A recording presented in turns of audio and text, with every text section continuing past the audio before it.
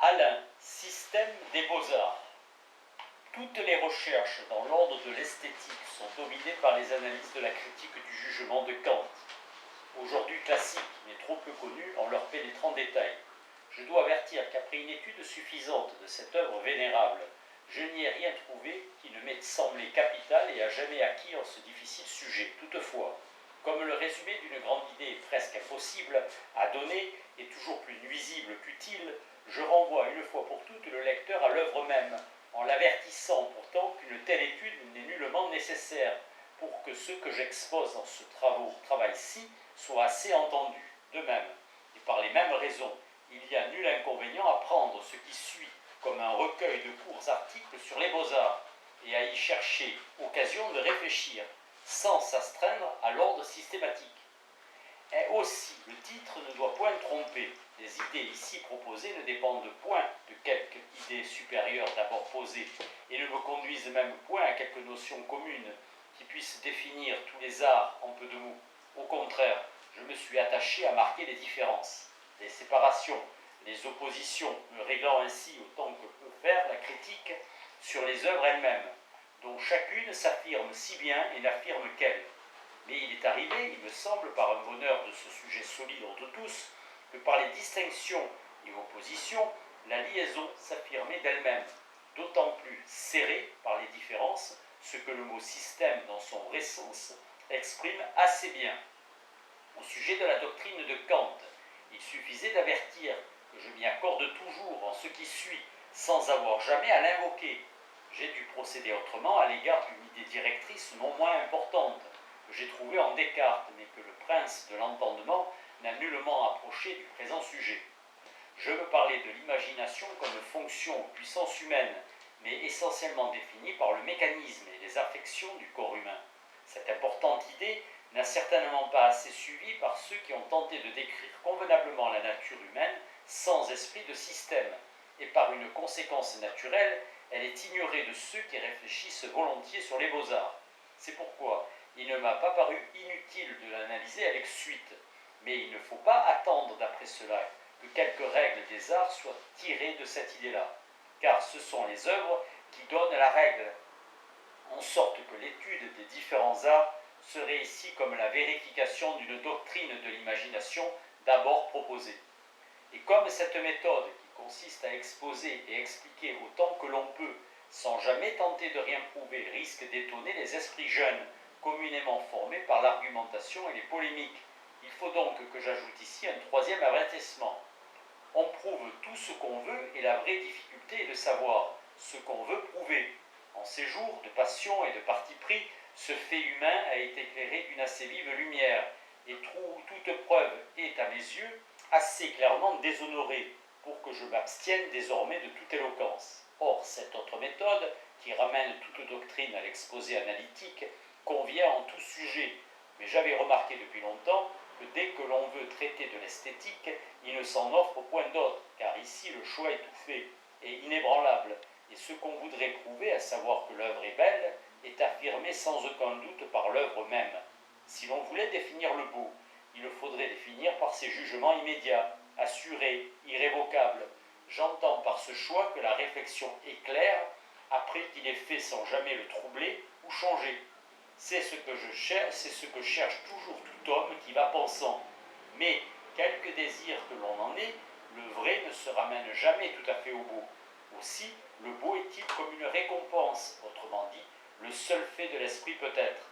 Ayant donc trouvé dans ma nature, comme je suppose qu'il arrive à beaucoup, des jugements de goût, sans doute étroits, mais tout à fait immuables, de façon que quelque objet, roman, musique, édifice, statue, dessin, obtenait toujours, après tant de rencontres, la même approbation pleine, alors que tant d'autres, pourtant vantés, n'obtenaient rien du tout qui y ressemblât. J'ai enfin formé l'idée de travailler sur ce terrain peu étendu et solide, d'autant que cette redoutable facilité à expliquer tout, dont il faut toujours se défier, se trouvait par là ramenée à des problèmes fortement circonscrits. Et c'est ici le seul cas où l'observation puisse être libre et sans précaution aucune, car on sait assez que l'observateur des objets de nature, comme un mouvement céleste ou chute d'un corps, divague aussitôt s'il n'est préparé ascétiquement. Pour tout dire, le beau a ce privilège d'exister, et quand il n'ignorait pour former ce monde robuste qu'un objet dans chaque genre, un bel édifice, un beau meuble, une belle musique, un beau poème, un beau dessin, une belle statue, un beau portrait, il n'en faut pas plus pour qu'on puisse exposer par les relations universelles qu'il suppose ces jugements sans appel. De la même manière, il ne faut que quelques propositions des plus simples pour fonder la logique. Mais comme là, l'objet manque, le premier penseur qui y fit attention eut bientôt dénombré ses formes sans contenu. Ici, au contraire, l'objet est le juge des formes, et l'esprit s'y assure de toutes ses pensées selon un système vrai, et sans aucun doute. De là vient ce repos et cette assurance que donne la perception de l'œuvre, et dont ce livre n'est qu'une description encore volontairement limitée au nécessaire. Toujours est-il que par ces chemins solitaires, j'ai retrouvé la pensée commune. Il me semble, et ainsi penser avec tous les hommes sans me soucier de leur plaire, et encore moins de les persuader. Cette rencontre est ordinaire en tout écrit, mais la preuve est comme une politesse qui veut préparer cet accord universel par des idées générales. Heureusement, un tel artifice n'était pas possible en ce sujet, car le beau ne se prouve point. Or, par un bonheur qui est assez ordinaire, dès qu'on ne prétend à rien, je rencontrai, en réfléchissant, comme on lira plus loin, sur les différences entre l'éloquence et la prose, une idée qui m'a fermi dans le dessein de n'écrire que pour moi, c'est que la preuve ou l'argument, ou la déduction en partant d'un principe supposé invincible, enfin tous les moyens de la logique, sont, comme ce dernier mot l'exprime assez, proprement des moyens de l'éloquence. J'entends de la parole publique, car l'éloquence écrite est une espèce de monstre, comme il est clair que l'art de gouverner, de plaider et en un mot de persuader est un des plus anciens, puisque l'ordre humain fut le premier connu et est encore le premier connu pour tous, le plus pressant, le plus près et le plus flexible. Ce n'est pas miracle si l'orateur fut le premier maître à penser, et si la prose étudiée fut d'abord une sorte de harangue, ce qui donna un sens bien étrange et bien instructif à la formule « avoir raison ». D'où cette manie de prouver, qui tyrannise encore dans la mathématique, où pourtant il est clair que l'on sait tout ce que l'on peut savoir, dès que l'on connaît distinctement de quoi il s'agit. C'est ainsi que nos premières connaissances concernant l'ordre extérieur prirent la forme du plaidoyer et de la preuve, convenable seulement pour les choses douteuses et flexibles de l'ordre humain, où la loi précède les espèces et où la nécessité de juger interdit de remettre à tout moment les principes en question. Sans compter que l'éloquence, qui se développe dans le temps, exige aussi par cela seul le progrès du principe à la conséquence. Contre quoi la vraie prose, qui donne seulement à penser, est un assez fort avertissement dès que l'on y fait attention. L'esprit le plus jeune pense sans argument ni preuve. Ce n'est que la forme oratoire qui le sépare des autres. En lui et pour lui, toute idée est universelle. Et l'erreur commune est sans doute de ne vouloir point croire à l'esprit, comme les prêtres l'ont entrevu. Car l'universel ne se prouve point. Celui qui veut prouver suppose toujours et ne tente jamais de prouver que sa preuve est universellement valable. Ce qui est général est seul objet de preuve, et ne conduit qu'à un accord pratique, entendez politique par rapport à l'ordre humain, et industriel par rapport à l'ordre extérieur. Il se trouve que par l'égalité des droits, on peut faire une paix de fortune, et qu'avec un plan et du fer, on peut fabriquer plusieurs fois la même machine. Mais de tels succès ne contentent point l'esprit, comme c'est tel arbre que je veux percevoir, et comme réel, c'est-à-dire universellement. Ainsi je prétends former des idées singulières, seul et avec tous, de quoi témoignent les œuvres d'art, toujours singulières et universelles, mais bornées à ces langages chantés, dessinés, mimés, modelés ou peints, dont le langage articulé est si profondément séparé. Le cri varié, l'ancien signal, va toujours à suspendre la pensée et à coordonner les efforts. C'est pourquoi l'esthétique, réduite aux instruments de l'éloquence, dit si mal ce que l'œuvre d'art dit si bien en son langage propre. Et l'éloquence même ne sait que dire de l'éloquence. Ainsi s'est accompli le divorce entre les beaux-arts et la pensée, mais ce n'est qu'apparence, comme le mot sentiment, si riche de sens, le fait entendre assez. Si l'on réfléchissait à ceci, que la pensée solitaire ne prend forme que dans l'expression commune, on comprendrait mieux la vertu des signes, dont aucune pensée n'est jamais séparable, et par là qu'une pensée qui n'est pas commune n'est en aucun sens une pensée. De quoi témoignent ces antiques manières de dire qui sont danse, mimique, musique, où il est assez clair que l'expression et l'assentiment ne font qu'un. Et ces fortes écritures, qui sont temples, statues, dessins, ont gardé cette puissance de convertir sans preuve, en terminant les divagations, comme faisait la harpe de Daïvide pour le roi fou, modèle pour le langage écrit qui n'est pas encore pleinement objet. Il fallait donc ramener le langage articulé aux conditions qui font qu'une œuvre est universelle et durable. Et l'on peut remarquer que les éclairs de beauté de la vraie prose offrent une vérité sans preuve, au sens où la belle musique est sans preuve et la Vénus de Milo sans preuve. Mais ces beautés aussi sont des exhortations plutôt que des modèles. C'est ainsi que l'inimitable seul instruit. Ce qui va suivre est sur le chemin et orienté par là, mais intermédiaire puisqu'il détermine des espèces et non des individus.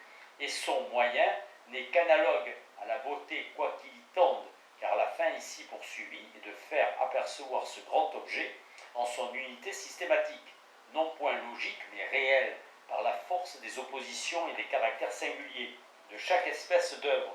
La critique ne peut faire plus, et je t'avertis, lecteur, que cet essai fait encore bien moins. Si donc un génie muet te pousse, prends plutôt la plume ou le pinceau, mais si ton génie bavarde, alors lis. Livre premier de l'imagination créatrice. La folle du logis. Imagination maîtresse d'erreur, selon Pascal. Montaigne de même, parlant de ceux qui croient voir ce qu'ils ne voient point, nous ramène au centre de la notion et nous en découvre toute l'étendue selon ce qu'exige le langage commun. Car si l'on entend ce mot selon l'usage, l'imagination n'est pas seulement, ni même principalement, un pouvoir contemplatif de l'esprit, mais surtout l'erreur et le désordre entendent dans l'esprit en même temps que le tumulte du corps. Comme on peut voir dans la peur, où les effets de l'imagination, si connus, tiennent d'abord à des perceptions indubitables du corps propre, comme contracture, tremblement, chaleur et froid, battement du cœur, étranglement, alors que les images des objets supposés, qui en seraient la cause, sont souvent tout à fait indéterminées et toujours évanouissantes. Entendez que l'attention les dissipe et qu'elles se reforment comme derrière nous. Il importe de reconnaître d'abord par un sévère examen que ce pouvoir d'évoquer les apparences des objets absents ne va pas aussi loin qu'on le dit, ni qu'on ne le croit, et en d'autres termes que l'imagination nous trompe aussi sur sa propre nature. Il y a de l'ambiguïté si l'on y prend garde dans ce que l'on dit d'une imagination forte. Forte, il faut l'entendre par ses effets, qui vont aisément au malaise et même à la maladie, comme la peur le montre. Mais il faut se garder de juger de la consistance des images d'après la physionomie, les gestes, les mouvements et les paroles qui en sont l'accompagnement. L'état délirant, qu'on peut appeler aussi sibyllin, dans la fièvre ou dans le paroxysme des passions, est par lui-même éloquent, émouvant, contagieux. C'est une raison de ne pas croire trop vite que les délirants voient tout ce qu'ils décrivent.